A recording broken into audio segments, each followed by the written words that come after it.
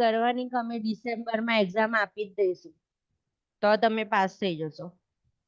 જો તમે એવું કર્યું કે એક્ઝામ મારીએ ચડાઈ, હજુ પ્રિપેર નથી, હમણાં મારા ઘરે આવું થઈ ગયું, બિઝી છું થોડી આમાં, અને નિગ્લેક્ટ કર્યું, વિડીયો બંધ રાખ્યા, સ્ટ્રેસ થોડો ઓછો લીધો, તો તમારું ડાઉટફુલ થાય. બરાબર? એટલે હંમેશા અત્યાર સુધી તો તમને એવું લાગે છે કે તમે રેગ્યુલર છો, લાસ્ટ લેક્ચરનું તમને આવડી બી જાય છે. Okay, like which are the diuretics? Loop diuretics અને પોટેશિયમ સ્પેરી અને osmotic Diuretics. Okay. What is the action of diuretic? Urine pass out કરવા માટે. યુરિન ઇન્ક્રીઝ કરશે, યુરિન આઉટપુટ, અને શું કરશે, બોડીમાં વોટર ઓછું કરશે. Okay, but are you going to give diuretic in renal conditions? ના, એનું નહીં. બરાબર? જ્યાં જીએફઆર ઓછો છે, ઓલરેડી કિડની ડેમેજ છે, ત્યાં આપણે ડાયુરેટિક્સ આપી શકતા નથી. ત્યાં આગળ આપણે શું કરવું પડે છે? ડાયાલિસિસ કરવું પડે છે. કરવું પડે છે ને? CRF, ARF, like, okay. And if there is a hyperkalemia, બરાબર, like potassium level is more than 5 or 5.2, then what are the sequence of the treatment? What you are going to do first? Hyper કેલેમિયાનું કીધું ને પેલા હમ સમય પેલા step સમજાયા હતા એ. હા, potassium level વધારે છે તો શું આપીશું પહેલા? લૂપ જો ડાયુરેટિક. એને કિડની નથી તો, હા, કિડની કોઈ ટ્રોમા નથી તો એને આપણે આપીશું લૂપ ડાયુરેટિક, એટલે પોટેશિયમ જતું રહ્યું. બરાબર? અને પોટેશિયમ ઇન્ટેક ઓછો રાખીશું. સેકન્ડ, અગર હજી CRF વાળું પેશન્ટ છે, બરાબર, અને એને લૂપ ડાયુરેટિક નથી આપતું, તો CRF વાળા પેશન્ટમાં હાઇપર કેલેમિયા જ આવે. ઓકે, તો જો જોડે જોડે તમારે એવું પણ વિચારવાનું કે હાઇપર કેલેમિયા છે અને જો કન્ડિશન્સ નીચે છે, એની અંદર એક્યુટ રિનલ ફેલિયર યા રિનલ રિગાર્ડિંગ કોઈ ડિઝીઝ છે, તો તમારા મગજમાં એવી પણ સ્ટ્રાઇક થઈ જવી જોઈએ કે હાઇપર કેલેમિયા છે તો મારે પેશન્ટમાં કિડની ડિઝીઝ સસ્પેક્ટ કરવાનું છે. ખ્યાલ આવ્યો ને? ઓકે, ધેન સેકન્ડ કયું કરવાનું હતું? સોડિયમ વાળી બાઇન્ડર. સોડિયમ અંદર જશે અને પોટેશિયમ એક્સક્રીટ થશે. ઓકે, થર્ડ ઓપ્શન શું હતું? પછી તો પોટેશિયમ લેવલ બહાર થઈ જાય છે તો આઈવી માં પેલું કેલ્શિયમ ગ્લુકોનેટ. કેલ્શિયમ ગ્લુકોનેટ. પછી બ્લડ ટ્રાન્સફ્યુઝન. ના, બ્લડ ટ્રાન્સફ્યુઝન નથી, પેલું ડાયાલિસિસ. હાઇપરટેન્શન રેગ્યુલરમાં ઇન્સ્યુલિન આપતા હોય છે. Yes, very good. ગ્લુકોઝ વાળું આપીશું, ડેક્સ્ટ્રોઝ સોલ્યુશન, અને બીજું શું કરીશું? ઇન્સ્યુલિન આપીશું જોડે. બરાબર? અને પછી શું હતું? ડાયાલિસિસ. ટ્રાન્સફ્યુઝનમાં પેલું ડાયાલિસિસ. બરાબર, હું તમને એ આખું થોડુંક બતાવી દઉં ફરી.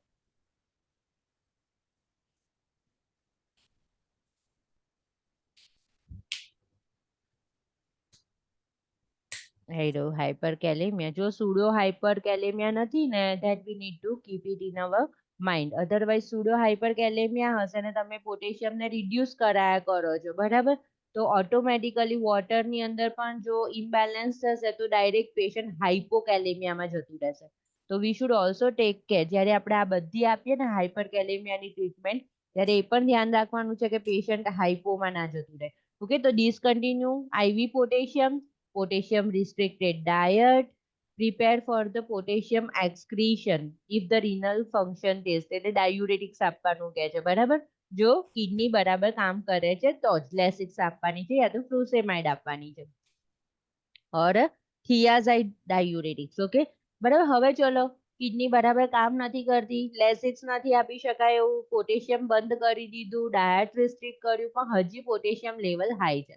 દેન સોડિયમ પોલિસ્ટેરિન સલ્ફોનેટ, સોડિયમ આપીશું આપણે એને. બરાબર? તો sodium will replace the potassium અને પોટેશિયમ એક્સક્રીટ થશે.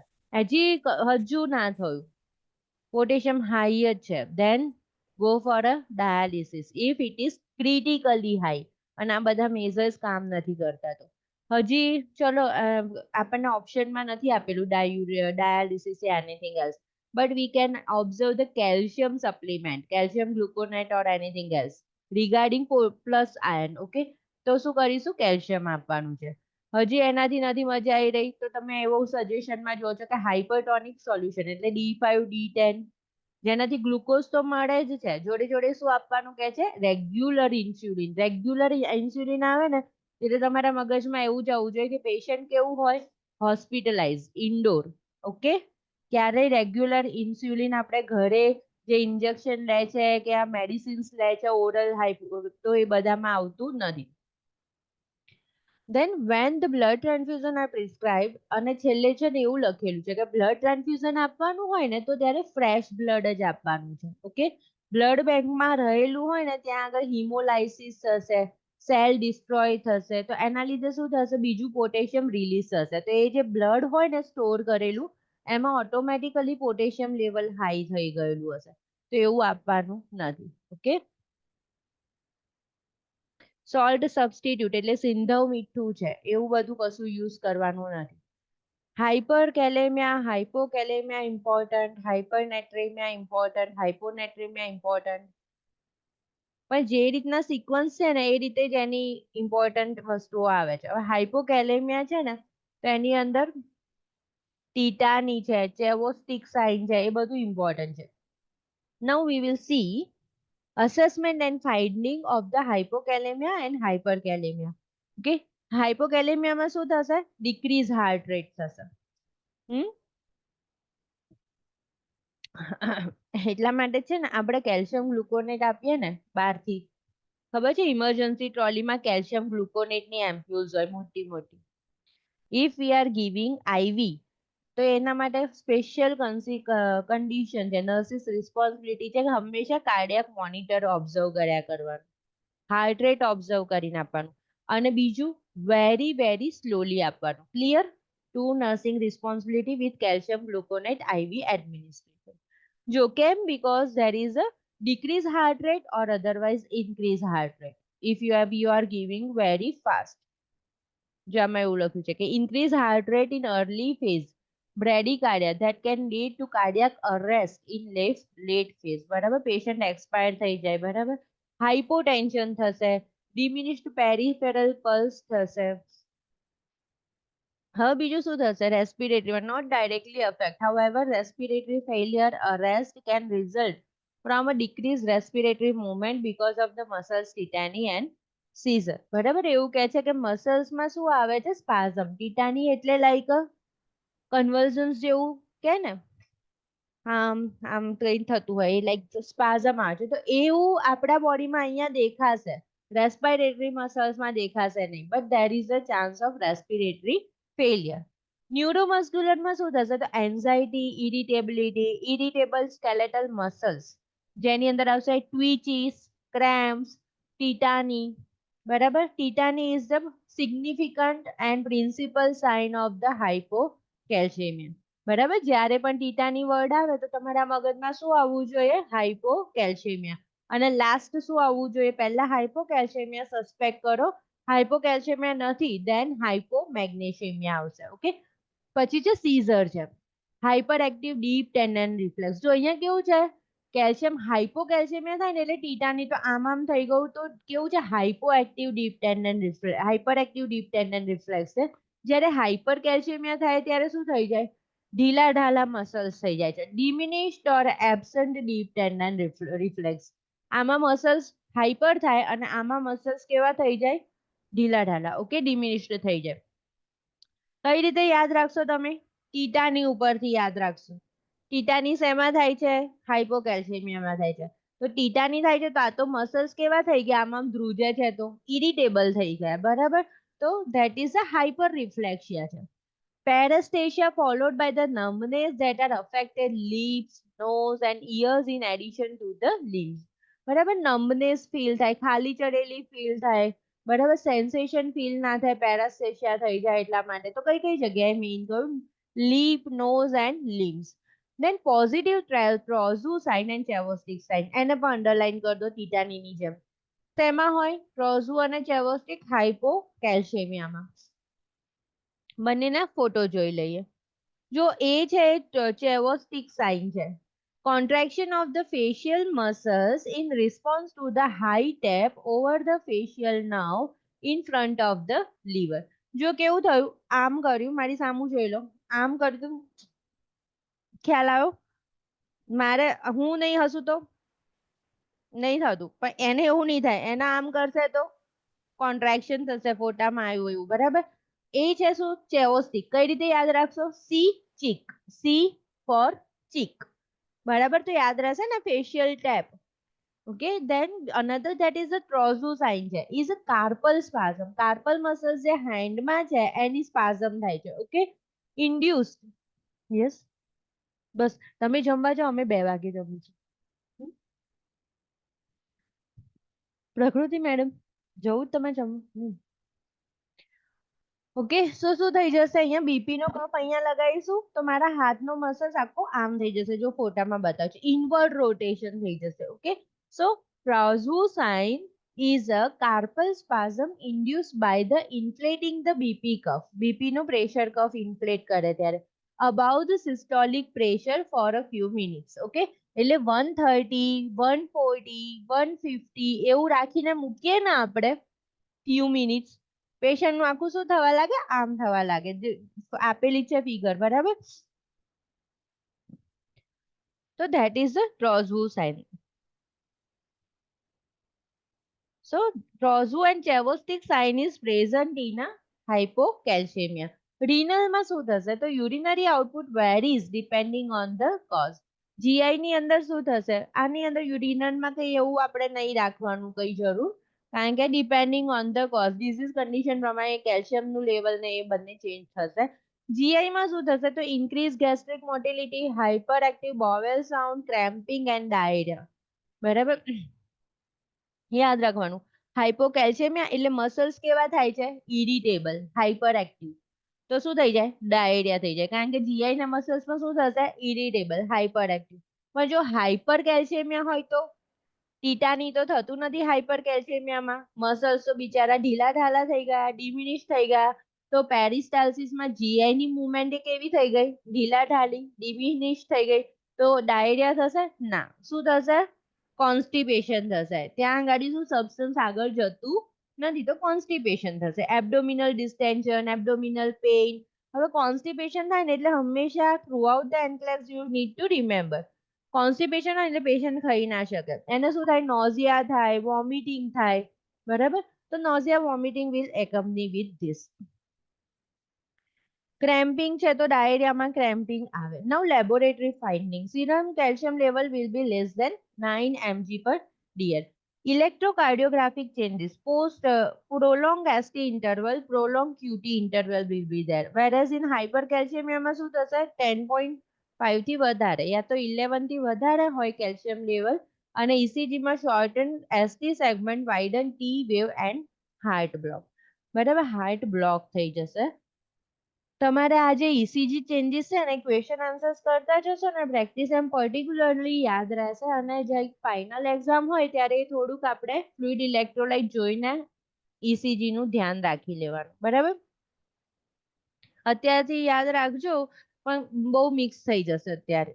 હાઇપર કેલ્શિયમિયા છે તો એમાં શું થશે? આમાં ડિક્રીઝ થઈ ગયા હાર્ટ રેટ, આમાં શું થઈ જશે? ઇન્ક્રીઝ થઈ જશે, ઇન્ક્રીઝ બીપી થઈ જશે, બાઉન્ડિંગ, ફૂલ પેરિફેરલ પલ્સ થશે, ineffective respiratory movement, a result of the profound skeletal muscles weakness.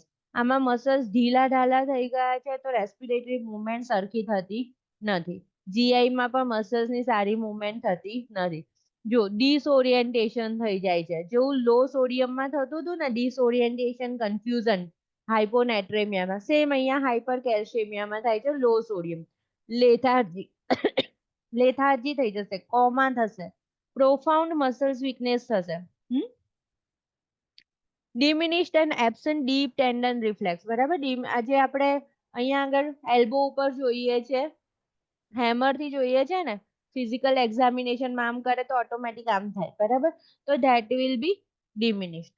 જે તમારા ડીપ ટેન્ડન રિફ્લેક્સ, એના ફંડા તમારા ક્લિયર ના હોય ને, તો યુટ્યુબ ઉપર વિડીયો જોજો, બરાબર? અને ઘરે લાઈક નાનું છે, મોટું છે કોઈ હોય ને, તો એની ઉપર ખાલી ખાલી એવી રીતે સ્કેલ જેવું છે, વેલણ જેવું છે, તો એનાથી આમ આમ કરજો, તો એમને રિયલમાં એમ થશે કે રિફ્લેક્સ આવે જ છે ઓટોમેટિક, એટલે તમને આઈડેન્ટિફાઈ થશે. શું નહીં તો આપણને એકદમ ફંડા ક્લિયર ના હોય ને તો તમને યાદ રાખવું ના ગમે કે મને નહીં મજા આવતી. અને આપણે લાઈક સ્ટુડન્ટ્સ લાઈફની અંદર તમે હેમર ખાલી મૂકો જ છો, ચેક ને એવું કરતા નથી બરાબર. બરાબર, તો ચેક કરવાનું. અને યુટ્યુબ પર આના વિડીયો છે. Okay, then urinary output varies depending on the causes. Decrease motility and hypoactive bowel sound. Okay, motility decrease થઈ જશે, bowel sound ઘટી જશે, પછી constipation થઈ જશે, abdominal distension, nausea, anorexia એવું બધું થઈ જશે. નીચેનું આપણે just read કર્યું.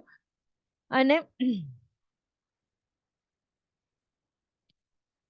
આમાં એવું છે કે condition that decrease the ionized fraction of the calcium. બરાબર, આ બધામાં એવું હતું કે કેલ્શિયમ એક્સક્રીશન વધી ગયું, કેલ્શિયમ ઇન્ટેક. કોઈ પણ વસ્તુમાં હાઇપો કેમ થઈ જાય? એક તો ખાવાનું ઓછું કરી દીધું કેલ્શિયમ વાળું, યા તો શરીરની બહાર એક્સક્રીશન વધી ગયું, યા તો યુરિન થ્રુ યા તો સ્ટૂલ થ્રુ. તો ઇન્ક્રીઝ કેલ્શિયમ એક્સક્રીશન, તો આ એની કન્ડિશન છે કે ડાયેરિયા છે કે કિડની ડિઝીઝ છે. અને કોઝમાં શું હતું? ઇન્ટેક, કઈ કઈ વસ્તુઓના લીધે લો ઇન્ટેક થયો એના ડિઝીઝ આપેલા છે. અનધર વસ્તુ એવી છે કે લાઈક બોડીની અંદર બીજા સિસ્ટમમાં ડિઝીઝ થાય છે. ઓકે, એન્ડોક્રાઇનલ ડિઝીઝ યા એની ડિઝીઝ, અને એની કન્ડિશનના લીધે બોડીની અંદર જે કેલ્શિયમ છે એમાં આયોનાઇઝ્ડ ફ્રેક્શન ઓફ કેલ્શિયમ ડિક્રીઝ થઈ જાય છે. તો ધીઝ આર ધ કન્ડિશન કે જેની અંદર કેલ્શિયમ ઓછું થાય. Removal of the destruction of the parathyroid gland એની અંદર પણ થાય. Assessment we have completed. Now interventions. Hypocalcaemia હોય ત્યારે કઈ કઈ વસ્તુ કરવાની? Check albumin level. If the client also has a low albumin level, the calcium level should be corrected. Okay, albumin level ઓછું છે ને તો પણ કેલ્શિયમ આપણે ફરી કરેક્ટ કરવાનું. Calculator are available and the formula is corrected. Calcium is equal to serum calcium plus 0.84 minus serum albumin. બરાબર, calcium level correct કરવું હોય તો કેલ્શિયમ કેટલું આપવું છે? તો serum calcium level like 9 to 11 છે, તેની જગ્યાએ 8.5 થઈ ગયું છે. તો 8.5 plus 0.8 4 minus serum albumin level કરો તો alternatively the ionized calcium level can be checked, which has a normal value 4.68 to 5.28 in adult. બરાબર, જે લખ્યું છે ને કરેક્ટેડ કેલ્શિયમ એ આવવું જોઈએ 4.64 યા તો 5.28 ની વચ્ચે. પછી જે administer calcium supplement orally or calcium intravenously. When administering calcium intravenously, warm the injection solution to the body temperature. બરાબર, બોડી ટેમ્પરેચર પર રાખીને આવવાનું, આવું તો બધા માટે રાખવાનું. Before administration and administer slowly. Monitor the electrocardiographic changes. Observe infiltration. Potassium directly IV આપવાનું છે? ના. No IV, no IM, no subcutaneous, only give in a diluted form in a infusion.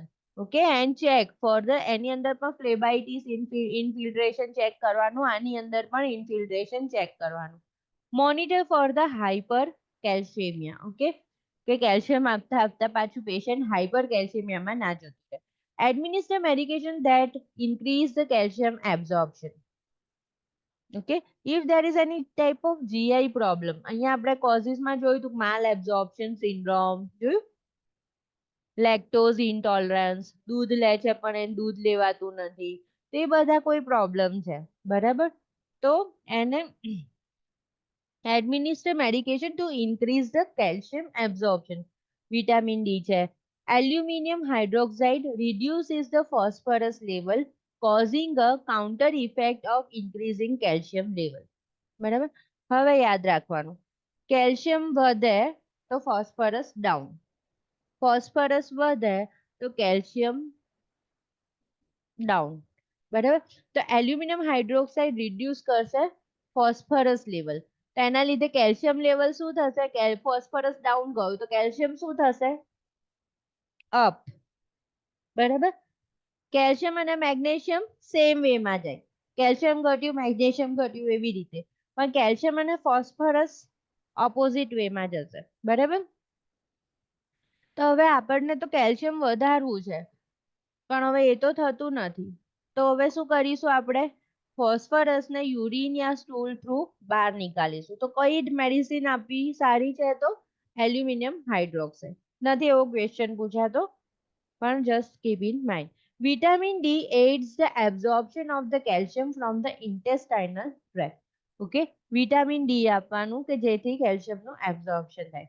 Provide a quiet environment to reduce the environmental stimuli. Initiate seizure precautions. Seizure precautions initiate કરો. Move the client carefully and monitor for the sign of pathological fracture. Okay, શું કરવાનું છે? ક્લાયન્ટને carefully monitor કરવાનું છે અને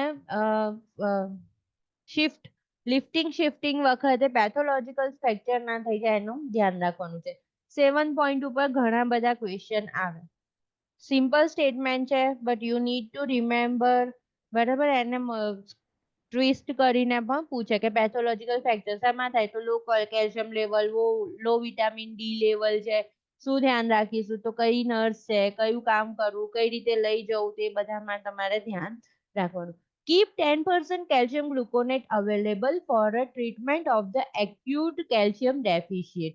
એટલા માટે હંમેશા 10% કેલ્શિયમ ગ્લુકોનેટ કઈ જગ્યાએ હોય છે? ઇમરજન્સી ક્રશ કાર્ટમાં હોય છે. બરાબર. Instruct the client to ensure the foods high in a calcium level. High in a calcium level હોય ત્યારે કરવાનું. જો તમારે બ્લડ કેલ્શિયમ લેવલ કરાવો આવે ત્યાં સુધી વેઇટ નથી કરવો. તમને આ ચેવોસ્ટિક, ટ્રોઝવું આવી સાઇન દેખાઈ ગઈ છે, પણ પેશન્ટ આમ સીઝરની જેમ ટીટાની બતાવે છે, તો શું કરી દેવાય તરત ના તરત? કાર્ડિયાક મોનિટર તો અવેલેબલ છે ને, તો તમે એ લગાવી શકો, ડાયરેક્ટલી એને અટેચ કરી શકો. You can observe this prolonged ST interval, prolong QT interval. બરાબર, અને અધર થોડી ઘણી આ ટાઈપની સાઇન્સ તમે જુઓ છો. Then you can administer calcium gluconate 10% very slowly or in a diluted form. And then what we are going to observe? Now patient is getting steady. પણ પેશન્ટ પછી આ બધામાં જતું ના રહે એ ધ્યાન રાખવાનું છે. તેની પરથી ખબર પડશે આ ઇલેક્ટ્રિક ચેન્જીસ, ઇસીજી ચેન્જીસ આપણે ધીમે ધીમે જોઈ શકીએ, પણ હાર્ટ રેટ ડિક્રીઝમાંથી સ્ટેબલ થયા પછી ઇન્ક્રીઝ નથી કરી દેવાના. ઓકે, હાઇપોટેન્શન નોર્મલાઇઝ થયું, પલ્સ બરાબર ફીલ થાય છે, ધેટ મીન્સ રેસ્પિરેશન થોડા સ્ટેડી થયા છે, that means now patient is a stable. બરાબર. નાનું બેબી હોય ને હાઇપોકેલ્શિયમિયા હોય ને તો એ કન્ટિન્યુઅસ જેમ આપણને ઠંડી લાગે ને કેવું શિવર કરીએ આવી રીતે, તો ધેટ ઇઝ કોલ્ડ જીટ્રીનેસ. હાઇપોથર્મિયા હોય, હાઇપોગ્લાયસેમિયા હોય, હાઇપોકેલ્શિયમિયા હોય અને હાઇપોમેગ્નેશિયમિયા હોય, બધામાં બેબી શિવર કરતું હોય, જીટ્રીનેસ પ્રેઝન્ટ હોય. પણ જેવું કેલ્શિયમ નોર્મલ થશે તો ધેટ વિલ બી સબસાઇડ અને પેશન્ટ કેવું સ્ટેબલ થયેલું દેખાશે આપણને. સમજ પડી ને? હાઇપોકેલ્શિયમિયા જશે તો ફરી આમ કરીશું તો થશે એવું? નહીં થાય. બરાબર. સો આપણે એટલી બધી કઈ બ્લડ કેલ્શિયમ લેવલ ટેસ્ટ કરાવીએ અને પછી આવે રિઝલ્ટ ત્યાં સુધી આપણે પેશન્ટને આમ થતું જોઈ રહીએ એવું કરવાની જરૂર નથી. Okay, now hypercalcaemia. Hypercalcemia is a serum calcium level that exceeds 10.5 mg per dl. Increased calcium absorption, excessive oral intake of the calcium.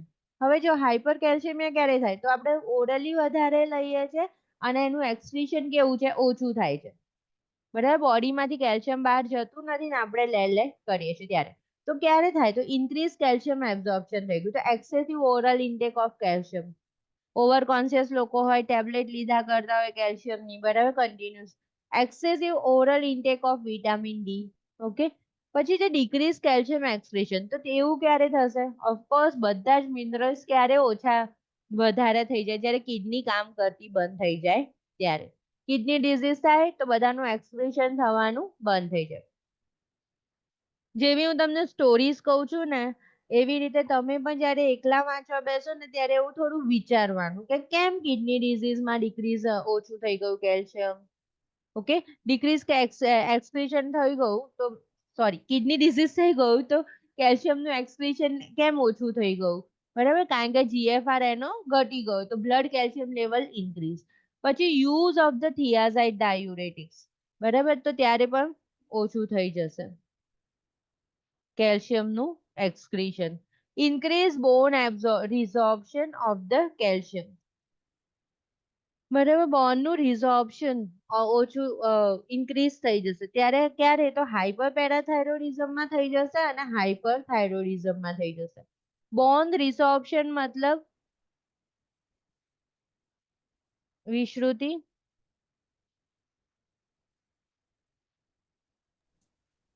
બોનની density જે છે ઓછી થઈ જાય, હા, કેલ્શિયમ પણ બોનમાં કેલ્શિયમ જવા લાગશે કે બોનમાંથી કેલ્શિયમ આવવા લાગશે?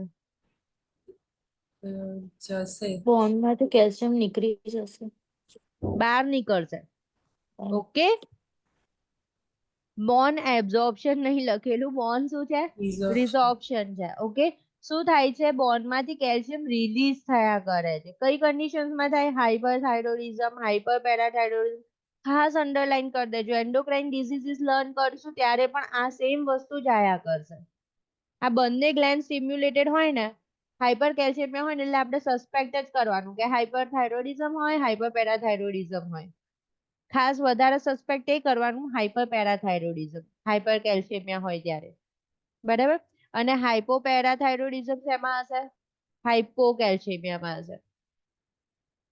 ઓકે, તો બોનમાંથી નીકળીને બ્લડ કેલ્શિયમ લેવલ વધે છે. બોનમાંથી કેલ્શિયમ બહાર નીકળી જાય છે અને બ્લડ કેલ્શિયમ લેવલ વધે છે.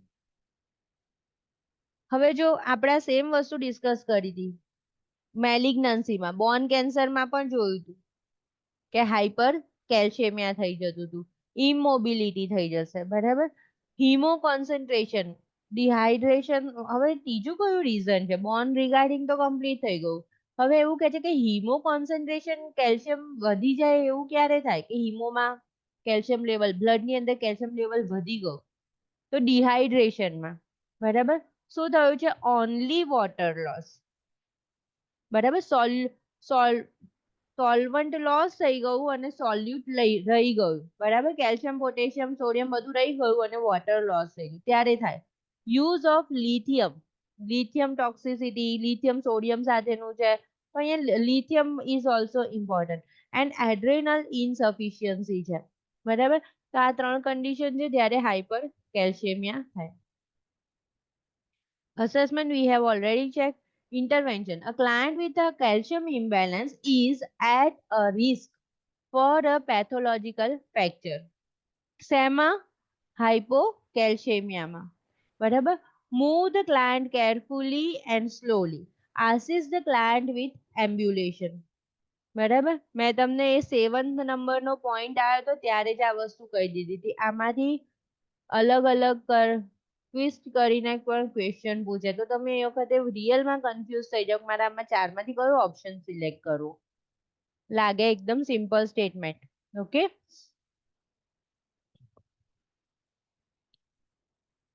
હવે છે બીજું, administer આઇસોટોનિક સલાઇન. Administer isotonic saline solution as prescribed. Discontinue IV infusion of the solution containing calcium and oral medications containing calcium or vitamin D.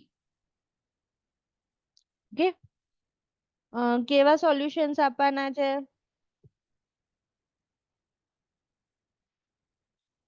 આઇસોટોનિક એટલે કયા આવશે? LR. હા, રિંગલ લેક્ટેટ ઓર અહીંયા આની અંદર એન્થ્લેક્સમાં LR કહે છે અને બીજું કયું 0.9 NS. Okay, prescribe. Discontinue IV infusion of solution containing calcium અને જો ઓરલ મેડિકેશન્સ ચાલતા હોય તો એ બંધ કરો. પછી જે thiazide diuretics may be discontinued and replace with the diuretics that enhance the excretion of the calcium. Furosemide છે એ ટાઈપ. પછી જે administer medication as prescribed that inhibit the calcium resorption. Calcium બોનમાંથી કેલ્શિયમ બ્લડમાં આવતું હોય એવી અટકાવે એ ટાઈપની મેડિસિન્સ આપવાની છે. From the bone such as phosphorus, બરાબર. ફોસ્ફરસ લેવલ વધારીશું એટલે કેલ્શિયમ લેવલ ઘટશે. ફોસ્ફરસ લેવલ ઘટાડીશું તો કેલ્શિયમ લેવલ વધશે. યાદ રહી ગયું ને? તો હવે અહીંયા શું કરીએ છીએ આપણે? ફોસ્ફરસ આપીએ છીએ તો કેલ્શિયમ લેવલ ઘટશે એનું. પછી જે કેલ્સીટોનિન આપો તો પણ કેલ્શિયમ લેવલ ઘટે. કેલ્સીટોનિન ક્યાંથી રિલીઝ થશે? થાઇરોઇડ પેરાથાઇરોઇડ. પછી જે બાયફોસ્ફોનેટ એ આપીશું તો પણ જો અહીંયા લખેલું છે ફોસ્ફો એટલે ફોસ્ફરસ. ફોસ્ફરસ વધશે એટલે ઓટોમેટિકલી કેલ્શિયમ ઘટશે. Prostaglandin synthesis inhibitor such as acetyl salicylic acid, then non-steroidal anti-inflammatory medication. એટલે કઈ બ્રુફેન છે, પેરાસિટામોલ છે, એ બધી જ medicines.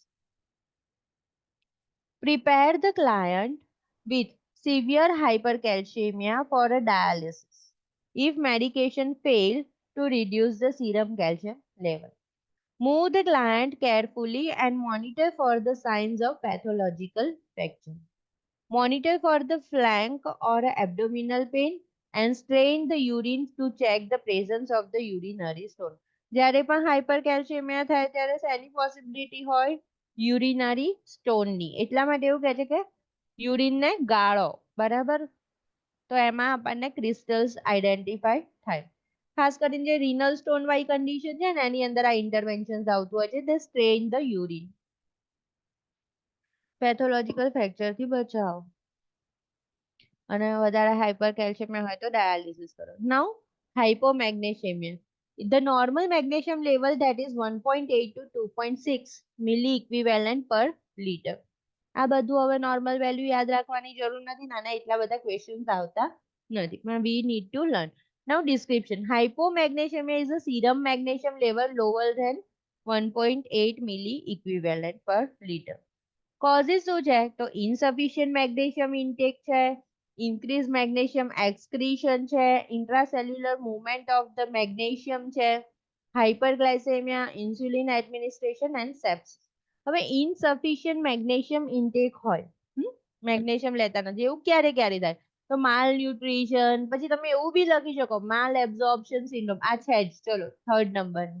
માલ absorption syndrome, continuous vomiting, diarrhoea રહેતું હોય, બરાબર? ફેલિયર ટુ થ્રાઇવ હોય, સ્ટાર્વેશન એટલે ભૂખમરો હોય, સિલિયાક ડિઝીઝ છે કે જેની અંદર અમુક જ ટાઈપના ફૂડ ખવાય છે, બરાબર? ગ્લુટીન ફ્રી, ગ્લુટીન ના હોય એવા. પછી ક્રોન્સ ડિઝીઝ છે તો એ ઓટો ઇમ્યુન ડિઝીઝ છે. અલ્સરેટિવ કોલાઇટિસ ની જેમ થોડું ઇન્ટેસ્ટાઇન અલ્સર વાળું થઈ જાય. તો આ બધા ધીઝ આર ધ કોઝિસ કે જેના લીધે મેગ્નેશિયમ બરાબર મળતું નથી. આ જે ક્રોન્સ છે, સિલિયાક છે, બધામાં શું હોય? Dietary restrictions. અમુક વસ્તુ ખાવું, અમુક વસ્તુ ના ખાવું, એના લીધે પ્રોપર સપ્લિમેન્ટ થાય નહીં. Increase magnesium excretion. હવે મેગ્નેશિયમ વધી જાય, બહાર નીકાળવું છે, વધારે બહાર નીકળવા લાગ્યું. ક્યારે? તો મેડિકેશન સજેસ ડાયુરેટિક્સ. તો એક્સેસ રિલીઝ થયું, એક્સક્રીટ થઈ ગયું બોડીમાંથી, તો હાઇપોમેગ્નેશિયમિયા થઈ જશે. ઓર ક્રોનિક આલ્કોહોલિઝમ. કે આલ્કોહોલિઝમ હશે ત્યારે પણ મેગ્નેશિયમ વધી જશે, સોરી હાઇપો થઈ જશે. હવે જે intracellular movement of the magnesium, hyperglycaemia હોય ત્યારે, ઇન્સ્યુલિન એડમિનિસ્ટ્રેશન હોય ત્યારે અને સેપ્સિસ. જો ફરીથી શું આવ્યું? ઇન્સ્યુલિન એડમિનિસ્ટ્રેશન હોય ત્યારે પણ હાઇપોમેગ્નેશિયમિયા થાય છે. હાઇપો છે ને, બરાબર? ઇન્સ્યુલિન એડમિનિસ્ટ્રેશન હોય ત્યારે હાઇપો કેલેમિયા થાય. એટલે મીન્સ કે હાઇપર કેલેમિયા હોય ત્યારે ઇન્સ્યુલિન આપવાનું. ઓકે. હાઇપરગ્લાયસેમિયા હોય ત્યારે પણ હાઇપોમેગ્નેશિયમિયા થાય છે. સેપ્સિસ હોય તો પણ હાઇપોમેગ્નેશિયમિયા થાય છે. કોઝિસ ની અંદર છે ને થોડું બેસીને થોડું થોડું વિચારવાનું હો ને. કન્ડિશન્સ અલગ અલગ છે ને એટલે તો આપણે શું ધ્યાન રહે કે હા ભાઈ ઇન્સ્યુલિન આપી તો મેગ્નેશિયમ પર ઇફેક્ટ આવશે, તો આ ટાઈપના સિમ્ટોમ્સ હશે, બરાબર? તો મારે મેગ્નેશિયમ સપ્લિમેન્ટ આપવું જોઈએ. તો you can develop a critical thinking. આજે હું તોય તમને છું ને અલગ અલગ વસ્તુઓના થોડા થોડા ક્વેશ્ચન આન્સર્સ કરીને આપું, બરાબર? હજી ક્વેશ્ચન આન્સર્સ નું એક્સેસ નથી મળેલું, હે ને? તો મળી ગયું? નથી મળ્યું. એ યુવન કઈક યુવલ નહીં, પેલા સિમ્પલ નર્સિસ આપતા હોય છે. આપી દીધું યુવલ? યુવનનું મોકલી દો. મોકલ્યું? હા તો વિશ્રુતિ તમે મોકલી દો ને ખુશીને. ઓકે, મને લાગ્યું મોકલ્યું હશે. મોકલ્યું છે? ખુશીને નહીં ખબર. નો મેમ તમને નહીં મોકલ્યું છે ને? મોકલ્યો. તમને મોકલ્યું છે ને? તમે મોકલી દો એમને. હા મારી જોડે બી નથી, પણ અર્પિતા મેડમ ને જોડે વાત કરજો એવું હોય તો. ઓકે. નહીં તો તમે મોકલી આપો. જો તમારાથી ના ખુલે ને વિશ્રુતિ વાળું એક્સેસ, તો તમારું પછી હું મેડમ ને ફરી કહીશ. જ્યારે મેં પહેલા કહ્યું હતું ને ત્યારે કંઈક પ્રોબ્લેમ ચાલતું હતું, હા, એ ઓપરેટ પણ નતું થતું. એના 2-3 દિવસ પછી થઈ ગયું હતું સરખું. થઈ ગયું છે ને સરખું? હમ. સારું, ચલો તો હું આજે મેસેજ મૂકું. બરાબર, તમારી યુવલ ચાલુ થઈ ગઈ છે પ્રેક્ટિસ? ના, ચાલુ નહીં કરી, પણ એમને મોકલ્યું તો ખાલી મેસેજ મોકલ્યો હતો. એના પછી તો પેલા અંકિતભાઈ જોડે વાત કરી ને એમને બી એ વખત કેવું પ્રેક્ટિસ રોકાઈ ગઈ હતી વચ્ચે. એમને કહ્યું હતું કે મારે બી યુવલ પ્રેક્ટિસ નહીં હતી, પણ પછી એમને થઈ ગયું હતું ને તો એમને કહ્યું હતું કે હવે ચાલુ થઈ ગયું છે. હા. એટલે મને ખબર પડી હતી. હમ. તમારે જો યુવલ ના કરવું હોય ને તો ઓનલાઈન કોઈ બી એપ છે, simplenursing.com છે, ના હોય ફ્રી, થોડું થોડું એવું કરવાનું. પણ લાઈક ચાલ્યા પહેલા એકદમ હાઈ પર નહીં જવાનું. બરાબર, ચાલ્યા પણ પહેલા. મેમ એ ટોપિક બેઝ નહીં હોતું, like બધું મિક્સ હોય છે. હા, એટલે તમે થોડું હમણાં મેં શાંતિ 1-2 રાખજો. એપ ટ્રાય કરી એમાં મિક્સ હોય. ના, એમાં અમુકમાં ટોપિક રિલેટેડ અલગ આપ્યા હોય છે. તમે તાર એવી રીતે ટ્રાય કરતા રહેજો. સાંભળો, પણ એઝ એમાં અત્યારે આપણો ફંડા શું છે કે તમે છે ને કોઈ જેના વિશે તમને નોલેજ નથી, બરાબર, અને એ ક્વેશ્ચન તમારી આગળ આવી જશે, પછી તમે શું કરશો? ખોટા વેમાં થિંકિંગ ચાલુ કરી દેશો. પછી એવું વિચારશો કે સાચું પડે સાચું પડે. હવે તમે ખોટું જ 10 વાર વિચારી લીધું છે અને પછી ટીક કર્યું, ખોટું પડી ગયું, બરાબર તમારું.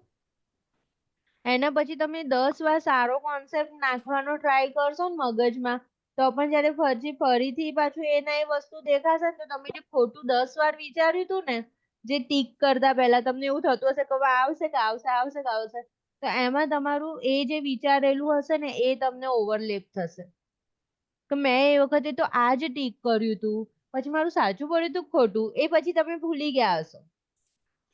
સમજ પડી? એટલે બને ને ત્યાં સુધી જ્યારે તમારું ફંડા ક્લિયર થાય ને થોડું ઘણું પણ આમ મસ્ત એ ચેપ્ટર આવડ્યું હોય ને, પછી તમારે એની અંદર જવાનું. એટલે શું થાય? તમારો કોન્ફિડન્સ તૂટે નહીં, તમે ખોટામાં થિંકિંગ કર્યા ના કરો ઊંધું સીધું, બરાબર. બાકી પહેલા તો શું થશે, બધા આન્સર ખોટા પડતા હોય એવું લાગે. ખ્યાલ આવ્યો? એટલે થોડુંક એવી રીતે ધીમે ધીમે આગળ જવાનું. એટલે યુવર્લ્ડ પહેલા હું એવું વિચારું છું થોડુંક તમે વિશ્વથી આડું અવડું કરો, એટલે થોડાક નર્સિંગ ના ટ્રેકમાં આવો એમ, કે ભાઈ એનક્લેક્સ શું છે, હે ને. હા. અને પછી થોડો ટાઈમ થાય ને પછી લાઈક મે મહિના જૂન મહિનામાં એ વખતે તમારે યુવલ ચાલુ કરવાની. એનું એક રીઝન છે, એક સેચ્યુરેશન આવી જાય ને તો એ બી ના આવી જાય. મેં તમને કહ્યું ને કે તમારે એક્ઝામ કયા મંથમાં આપવાની, અત્યારથી આપણે બધું કરવા લાગે ને પછી છે ને શું થાય, સેચ્યુરેશન આવી જાય. યુવર્લ્ડને 17th એપ્રિલે પણ મોકલ્યું હતું, એને પછી મેં જોયું નથી કે કેવી રીતના ઓપરેટ કરવાનું ને એ ખબર તો છે. અચ્છા, એવું. તમે અત્યારે બીજા એમને ટ્રાય કરજો, હું તમને મારી રીતના અમુક અમુક મોકલી આપીશ. બરાબર, જૂન જેવું તમે ચાલુ કરો ને તમે યુવર્લ્ડ પ્રેક્ટિસ, એટલે ધીમે ધીમે શું થાય પછી તમને એમ હંગર વધતી જાય, મારે જે આ કરવાનું છે આ કરવાનું છે એવું થવા લાગે.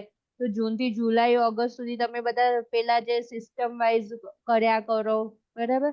પછી સપ્ટેમ્બર સુધી પછી તમે પેલું કરો, મિક્સ ક્વેશ્ચન આન્સર્સ કરવા લાગો, તો તમને જમ્પ કરવાનું આઈડેન્ટિફાઈ થાય કે ભાઈ રેસ્પિરેટરી માંથી ડાયરેક્ટ ન્યુરોમાં જતા રહ્યા. સિમિલર ક્વેશ્ચન્સ આવે ને એટલે તમે ગેસ બિલકુલ ના કરી શકો. એમસીક્યુ માં પણ એક ટેકનિક છે કે લાઈક કઈ રીતના એલિમિનેટ કરીને કઈ રીતના ચૂઝ કરવું, એવી રીતના. તો તમારું શું ધીમે ધીમે ડેવલપ થાય અને પછી શું થાય, લેટર ઓન તમારી હંગરે વધે, પ્રેક્ટિસે વધે અને તમે પીક ડિસેમ્બર ની અંદર એક્ઝામ આપી દો તો સારું રિઝલ્ટ આવી જાય. ખ્યાલ આવ્યો ને? એટલે હા. અત્યારે તમે આ રીડ કરજો થોડું, અને જે પેલા ક્વેશ્ચન આન્સર્સ હોય ને બીજી વસ્તુના, એવી રીતે થોડા થોડા જવાના, ઓકે. બરાબર. યુવલ અત્યારે કરો તો પણ વાંધો નહીં આવે, એવું પણ છે ને અત્યારે તમારે એટલું બધું મગજ જ ડેવલપ નહીં થયું હોય કે ભાઈ થિંકિંગ હું આ રીતે આમ કરું એવું. પછી ગોખવા બેસી જશો આ ક્વેશ્ચન માં આવો જ આન્સર જોઈએ, એટલે પછી એ તો સાવ ખોટું છે. બરાબર. Now assessment for the hypomagnesemia 8.6.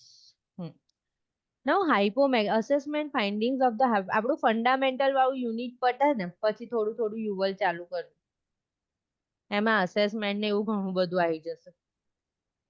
એટલે તમારા જે પેલા સેફટી વાળા ને એવા બધા ક્વેશ્ચન થોડાક કરી શકાય. હાઇપોમેગ્નેશિયમિયા છે તો કાર્ડિયોવાસ્ક્યુલરમાં શું થશે? તો ટેકીકાર્ડિયા થશે, હાઇપરટેન્શન થશે.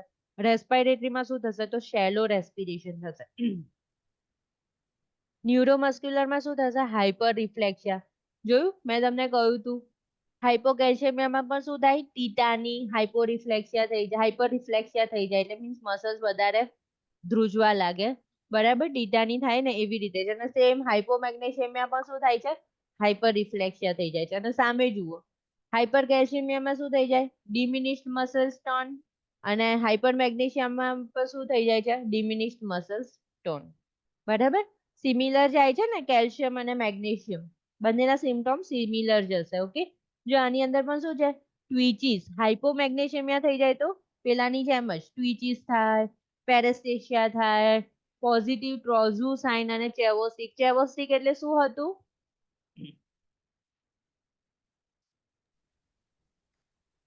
પેલું ચીક ચીક રિફ્લેક્ટ કરે. ચીક પર, ફેશિયલ ના ઉપર, ચીક ઉપર ટેપિંગ. બરાબર, અને ટ્રોઝુમાં જે હાથના મસલ્સ આમ થઈ જાય. ઇનવર્ડ થઈ જશે. કાર્પલ મસલ્સ, બીપી કફ ઇન્ફ્લેટ કરીશું મોર ધેન 120, બરાબર ત્યારે. અને ટીટાનીમાં શું હતું? એમાં બી મસલ બી સ્ટીફ થઈ જતા હતા. મસલ્સ ની અંદર શું થઈ જશે? ક્રેમ્પ આવવા લાગશે. બરાબર, ધ્રુજશે. ઓકે, કન્વર્ઝન નહીં પણ ટીટાની, એટલે મસલ્સ આમામ આમામ કશું થયા કરે. ઓકે, કન્વર્ઝન હોય તો હાથ આમ જાય આમ જાય, બરાબર, બધું બહુ થાય. તો એવું નહીં, પણ મસલ્સ આમામ ધ્રુજ્યા કરે. ઓકે, અને સેન્ટ્રલ નર્વસ સિસ્ટમમાં શું છે? Irritability, confusion. બરાબર, લેબોરેટરી ફાઇન્ડિંગમાં મેગ્નેશિયમ ઓછું હશે. ઇસીજી ચેન્જીસ ની અંદર tall, T wave, depress, ST segment. હાઇપર મેગ્નેશિયમિયામાં શું છે? તો અહીંયા ટેકીકાર્ડિયા હતું, અહીંયા બ્રેડી છે. હાઇપર ટેન્શન હતું, અહીંયા હાઇપોટેન્શન છે. બરાબર, આની અંદર થોડુંક ઓપોઝિટ છે. કેલ્શિયમમાં જુઓ, અહીંયા શું હતું? હાઇપોટેન્શન હતું, જ્યારે અહીંયા શું થઈ ગયું હતું? Hypertension, increase blood pressure. અહીંયા શું હતું? બ્રેડીકાર્ડિયા. અહીંયા શું હતું? ટેકીકાર્ડિયા. બરાબર, એ બંને સાઇન્સ ઉપરથી we can identify whether it is calcium deficiency or magnesium deficiency. કારણ કે બંનેમાં થોડુંક ચેઓસ્ટિક, ટ્રોઝુ, ટીટાની આ બધા સિમ્પટમ્સ થોડા સિમિલર છે. મસલ્સ ઇરિટેબિલિટી, એ બધું મસલ્સ ઇરિટેબિલિટી, ડિમિનિશ્ડ, એ બધું બરાબર છે. Diminished absent deep tendon reflexes. 1 minute.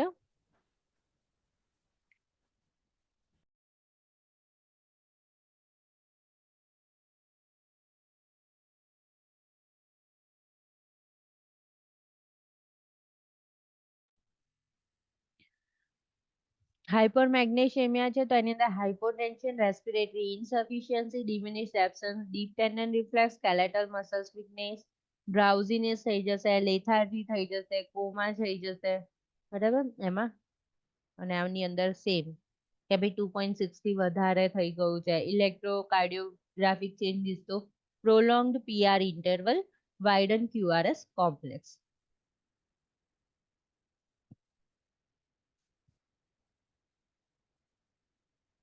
Hyper મેગ્નેશિયમિયા થઈ ગયું, ઇન્ટરવેન્શન ઓફ ફોસ્ફેટેમિયા.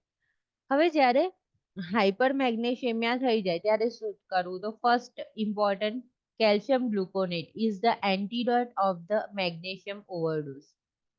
બરાબર, ખાસ ક્યારે જરૂર પડે? મેક્સેલ્ફ આપેલું હોય અને ઓવરડોઝ થઈ ગયું લાગે તો ત્યારે શું આપવાનું છે? કેલ્શિયમ ગ્લુકોનેટ. પણ કઈ રીતે આપવાનું છે? સ્લોલી. ડાયુરિટિક્સ આર આ સેમ એજ ફિનોમેનોન આવશે. જેવું પેલું પોટેશિયમ વધી જાય તો આપણે સોડિયમ કોમ્પોનન્ટ આપતા હતા ને, બંને શું છે? પોઝિટિવ છે, પ્લસ પોઝિટિવ છે. સોડિયમ +1, પોટેશિયમ +1, બરાબર. અહીંયા કેવું છે? કેલ્શિયમ +2, મેગ્નેશિયમ +2, બરાબર. તો મેગ્નેશિયમ નું એન્ટીડોટ શું છે? તો કેલ્શિયમ ગ્લુકોનેટ છે. Diuretics are prescribed to decrease the renal excretion of the magnesium. To increase the renal excretion of the magnesium.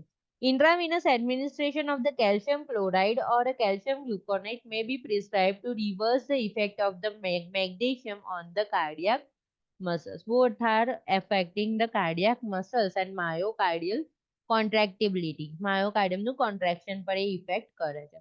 Instruct the client to restrict dietary intake of magnesium containing food. બરાબર, magnesium containing food છે એને restrict કરવાનું. Instruct the client to avoid the use of the laxative and antacid containing magnesium. ખાસ ધ્યાન રાખવાનું, underline કરી દો આ વસ્તુ. એન્ટાસિડમાં શું હોય? મેગ્નેશિયમ હોય છે. લેક્ઝેટિવમાં શું હોય? મેગ્નેશિયમ હોય છે, બરાબર.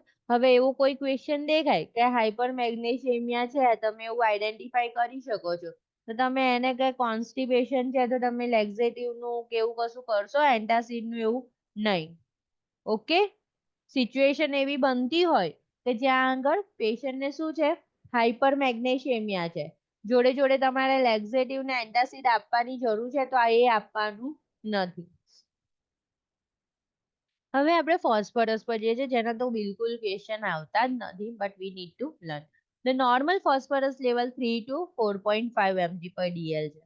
Description: hypophosphatemia is the serum phosphorus level lower than the 3 mg/dl. જેમ પોટેશિયમમાં છે એવી રીતે જ, બરાબર. અહીંયા 3.5 to 5 છે અને પોટેશિયમમાં છે 3.5 to 5. તો અને ફોસ્ફેટમાં શું છે? ફોસ્ફરસમાં 3 to 4.5 normal phosphate or phosphorus level. A decrease in the serum phosphorus level is accompanied by the increase the serum calcium level. Learn કર્યું ને આપણે આ વસ્તુ, ફોસ્ફરસ કે ફોસ્ફેટ વધે તો કેલ્શિયમ ઘટે, ફોસ્ફરસ કે ફોસ્ફેટ ઘટે તો કેલ્શિયમ વધે.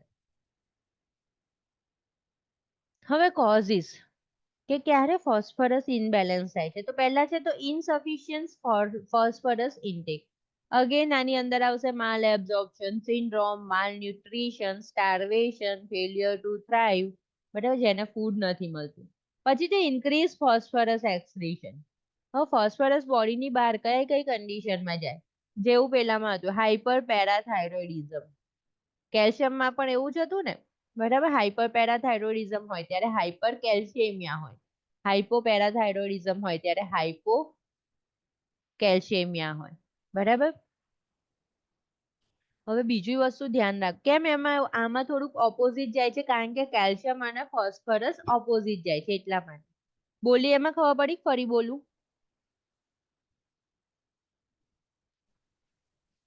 હાઇપર પેરાથાઇરોઇડિઝમમાં શું થાય? કેલ્શિયમમાં કેલ્શિયમ જેમાં વધી જાય છે. હા, અને બરાબર. જોઈ લો phosphorus ફરીથી એ બાજુ જઈને, તમારી બુકમાં જઈને જોઈ લો. જો હાઇપર કેલ્શિયમિયા, હાઇપર પેરાથાઇરોઇડિઝમ. જ્યારે જ્યારે હાઇપર પેરાથાઇરોઇડિઝમ થાય ત્યારે હાઇપર કેલ્શિયમિયા થાય, અને હાઇપો પેરાથાઇરોઇડિઝમ હોય તો શું થાય? હાઇપો કેલ્શિયમિયા થશે, બરાબર. હા, કેલ્શિયમ નો ફોસ્ફરસ તો ઓપોઝિટ છે, બરાબર. એટલે અગેન આની અંદર ફોસ્ફરસ ની વાત કરીએ છીએ આપણે, બરાબર. ક્યાં ગયું? આઈડો હાઇપોફોસ્ફેટેમિયા છે. તો ફોસ્ફરસ તો કેલ્શિયમ થી ઓપોઝિટ જશે, તો કઈ કન્ડિશનમાં એવું થશે? હાઇપર પેરાથાઇરોઇડિઝમમાં. હાઇપર પેરાથાઇરોઇડિઝમમાં કેલ્શિયમ વધી ગયું છે, તો ફોસ્ફરસ શું થઈ જશે? ઘટી જશે. સમજ પડી ગઈ ને?